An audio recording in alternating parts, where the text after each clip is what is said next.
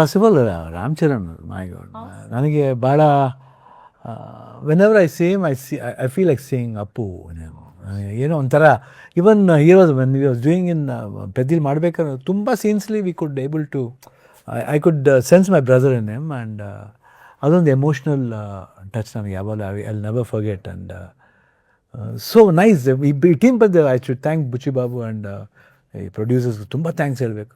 ಆಮೇಲೆ ಜಾನ್ವಿ ಕಪೂರ್ ಅಂದರೆ ಅವ್ರ ತಾಯಿ Sridevi my god I don't know ತಂದೆಯವ್ರ ಜೊತೆಲಿ ಪೇರಮ್ಮ ಇಲ್ಲ ಬಟ್ ಚಿಕ್ಕವರು ಭಕ್ತ ಕುಂಬಾರಲ್ಲಿ she was this much Sridevi Yeah. This much When you worked with her. No, I was not. My father. Oh, Oh my okay, God. okay.